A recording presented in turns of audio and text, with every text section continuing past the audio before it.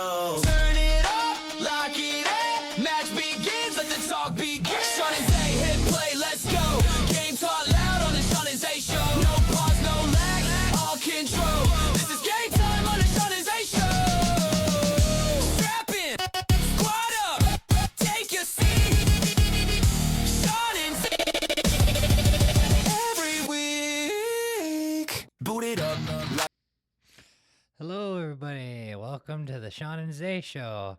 I'm Zay. And I'm Sean.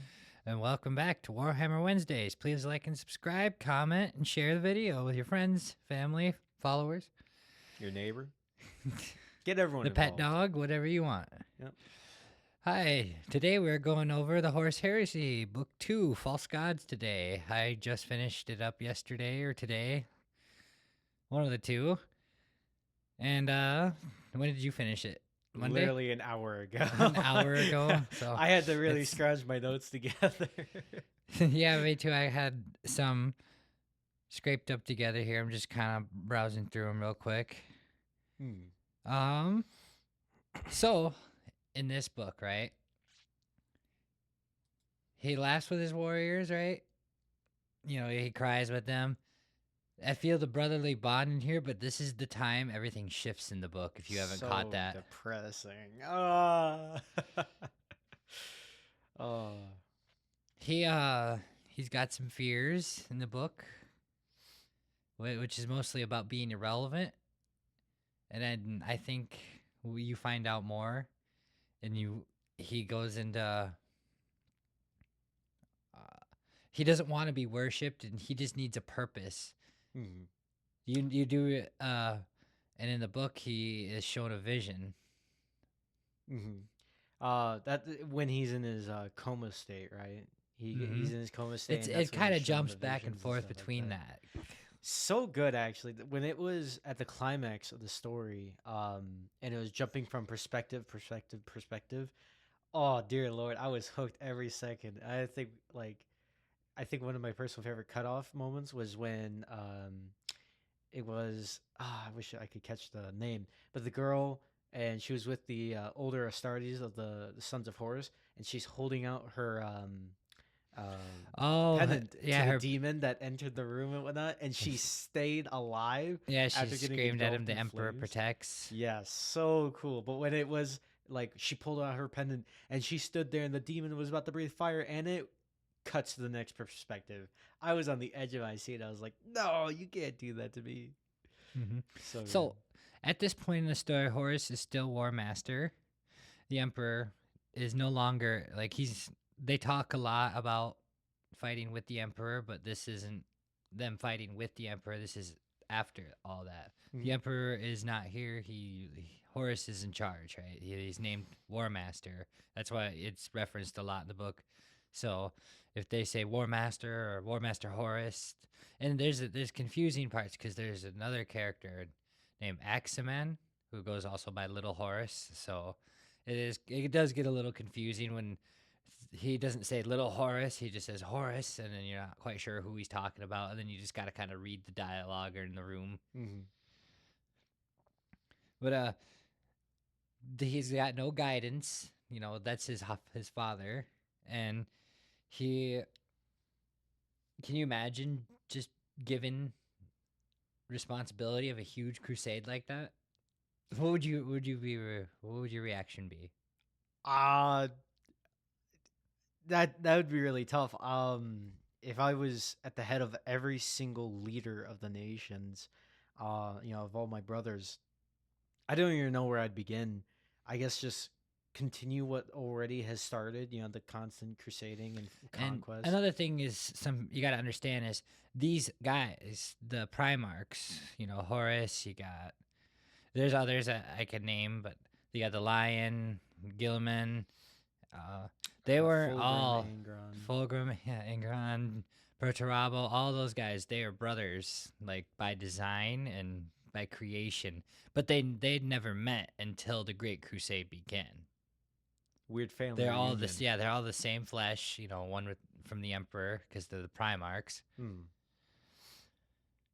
It's just crazy that he left I think it's crazy. I think the Emperor should have stayed.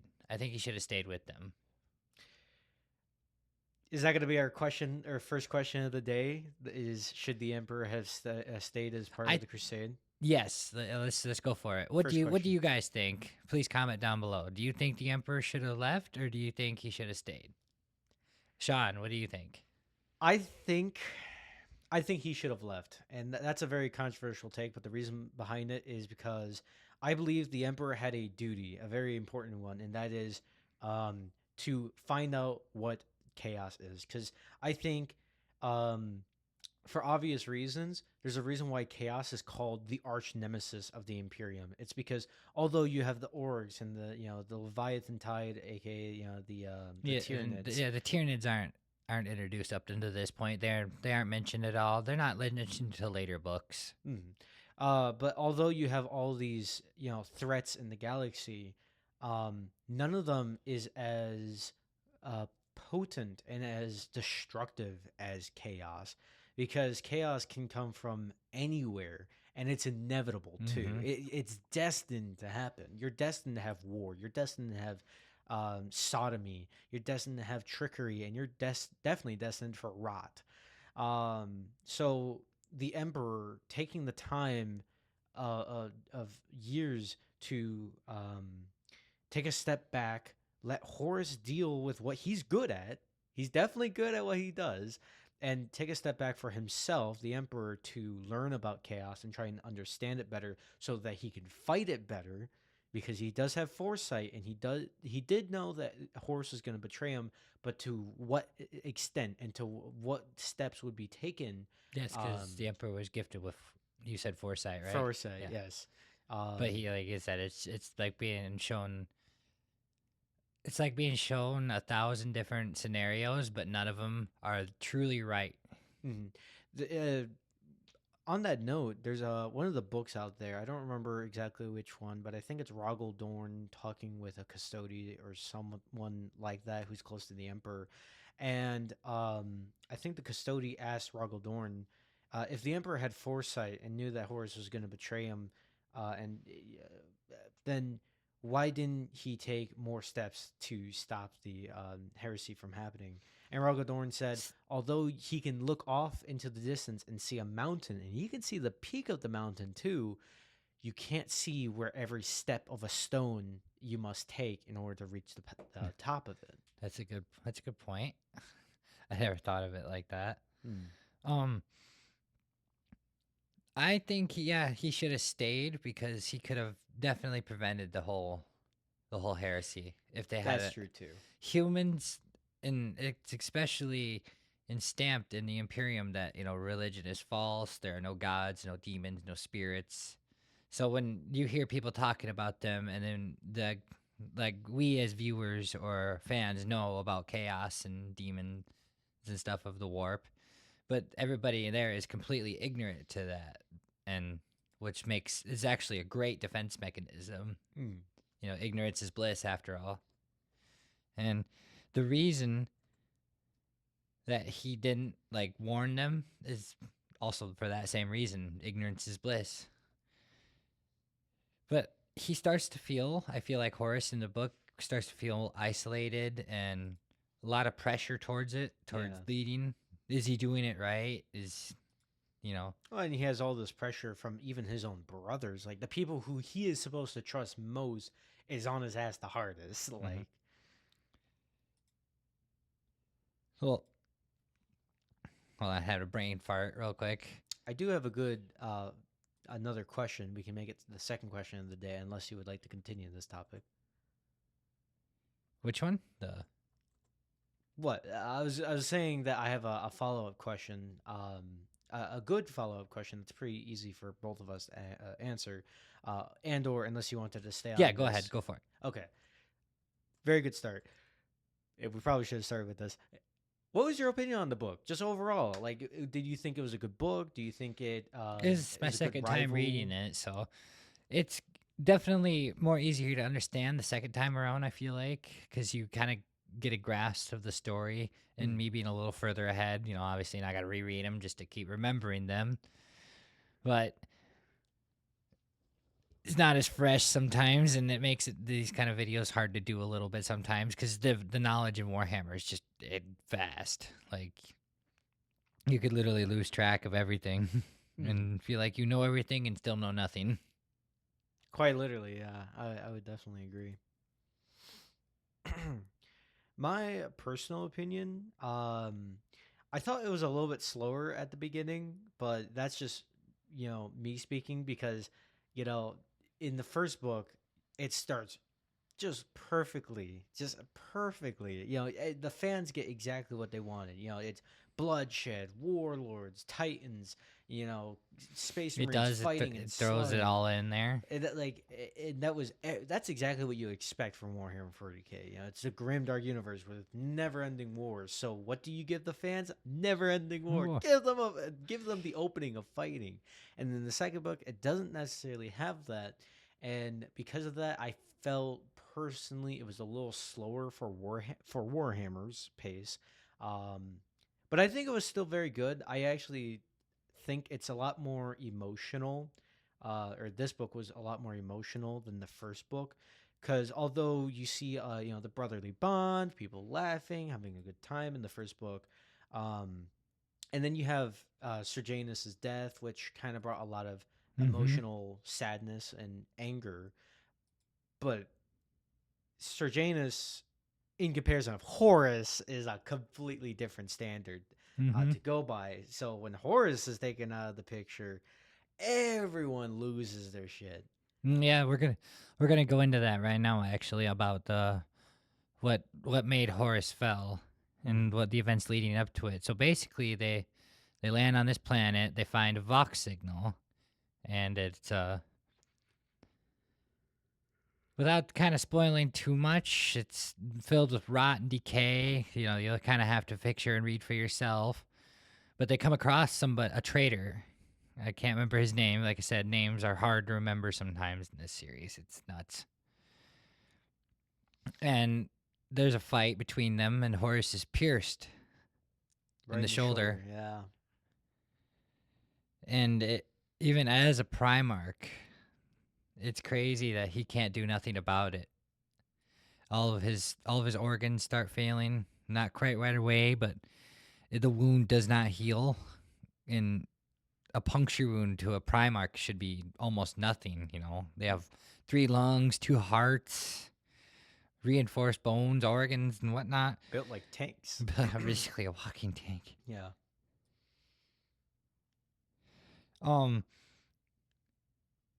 And they take him out to yeah, it was the planet Davin. That's right. I was just kind of scrolling through my notes again real quick.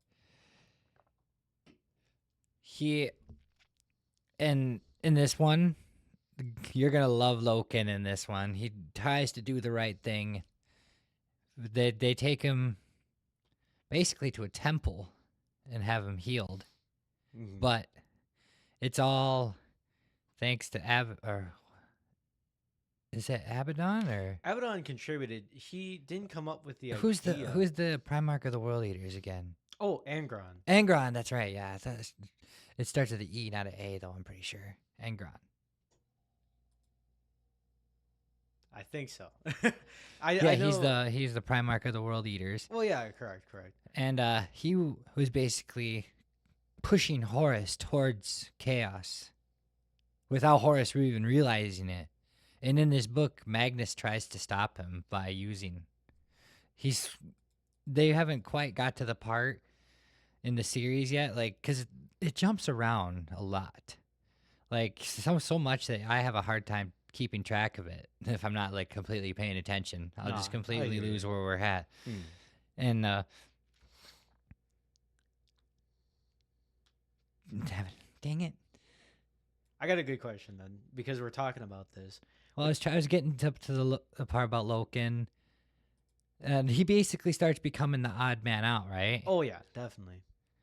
Because he doesn't want anything to do with the lodge. He believes it's treachery because of the secrets it hides. It's a secret lodge, and everybody wants the imperial truth in there, and he is firmly rooted in it. to the point that he even butts heads with his own brothers and whatnot, who believe they're doing the right thing, You don't by realize they're being corrupted. exactly, stole the words right out of my mouth. You see this especially with, like, for instance, Abaddon, who is very cold-hearted towards a lot of people, and he butts heads a lot, and he has a bit of a ego on him, but deep down inside, you see the panic in his heart when he's trying everything he can to try and save Horus. He even threatens the life of one of the apothecaries that updates Abaddon on, how everything's going with Horus.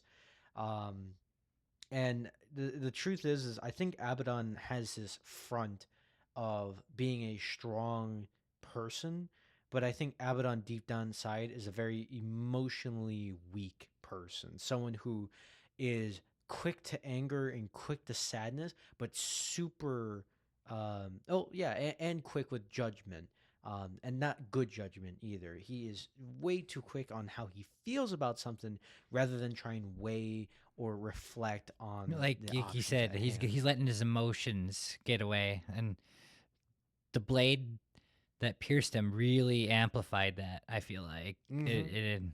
it forced him to really question, because Horus got really wounded in that fight. Like his armor, he didn't even explain, his armor was all battered and stuff like never before, Mhm. and he almost died right there on the battlefield, but they got enough time to save him, and that's another thing is you can see the shift in the Astartes point of view for their care of the civilians too, when Mhm. they literally trampled through a crowd of them to trying to get Horus to medic. Yeah, didn't some civilians literally die or something Yeah, like there was. that? They said like 20 of them were killed, and that was basically the start of another remembrancer getting killed because of it. He has reports on it. I honest to God, I can't even like wrap my mind Honest to around that. throne, you mean? Oh, how dare I?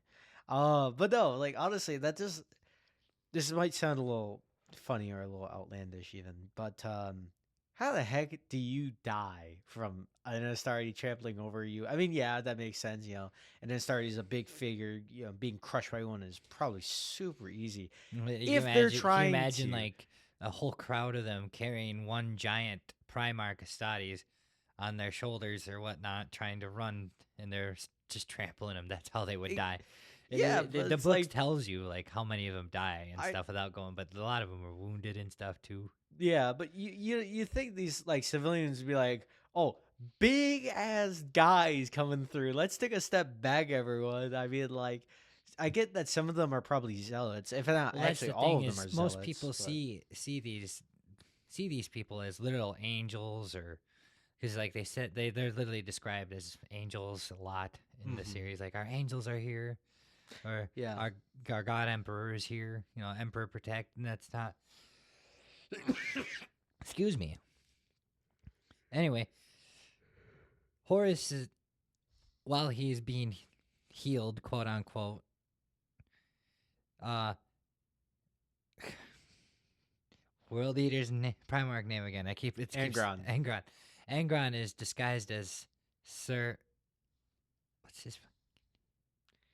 You said his name earlier. He died in the first book. Sir Janus. Yeah, he disguises himself as Sir Janus in Horus's vision that he's having, which is basically Prime Terra. Hmm. It slowly starts to be decay into filth and waste and toxic fumes and whatnot. And Magnus is trying to chase him, but Horus doesn't realize that it's Magnus trying to help him. Hmm. And that's partially what I think leads to Horus's fall, is he just completely ignored Magnus. Even he didn't want to listen. That whole part, that whole conversation kind of confused me a little bit, because he kept asking, "Who are you?"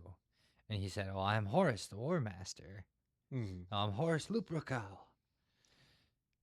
I think it was the Chaos God just trying to stir pride into his heart, Mm-hmm. because Horus naturally is. Well, it says in the book that the wolf was Magnus. Yes, yes. Um, but it was also, well, hang on, wasn't there like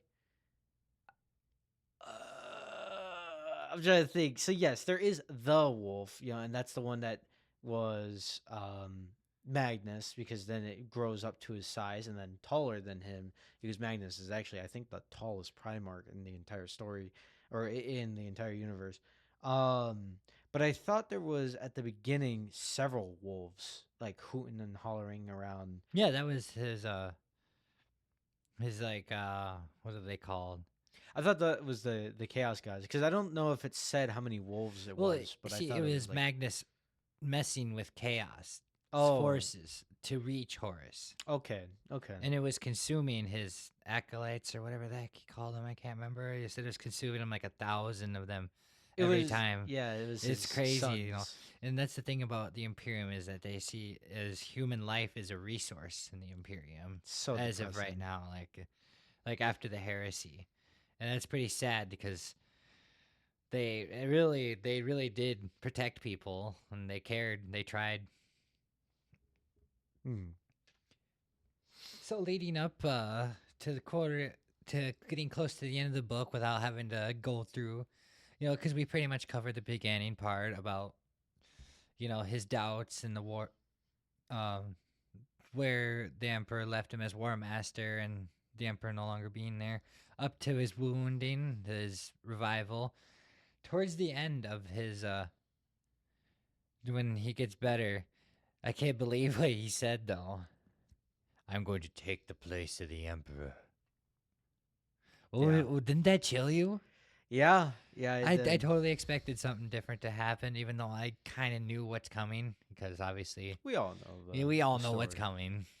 But that buildup was so crazy, and I gotta say, like, looking at this book from a I, I I don't even know how to put this. I was gonna say like an English major. I'm not an English major, but I was very good in English class. So as a reader, that's what I should say. You're more like a listener on Audible.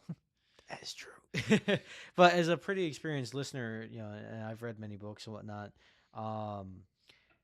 just looking at Horus's progression as a character from a somewhat humble, nice, charismatic is a good way to put it. Leader, fighter, warrior A in the Chad, heart, basically. literally Giga Chad. And seeing his character and his character development and those around him, and their development with Horus, like you just see how everything plays out, and then you start seeing the cracks form, and then when his sons needed him the most, boom, out like a light, and he is then stretched up and thrown into some serpent dungeon gatehouse horror. It was Lupercal that discovered that, they say it was Satan in old Earth language of what it was called, and the deceiver, the liar, and he didn't catch on until after, No, until he did not, Angron, yeah. and he was convinced it was Angron the whole time, and they thought he was on the ship. It turns out he was in the chamber with Horus. Mm-hmm. Oh gosh. Anyhow, please like and subscribe for more, as next week we will be going into book 3 of the Horus Heresy, and that would be Galaxy in Flames. Oh boy. Thank you for tuning in. Have yourselves a very lovely night. Screens go dark, matches in, final thoughts before we end. Building battles, wins and fails, every take without the veil. If you missed it, replay. More game talk on the way.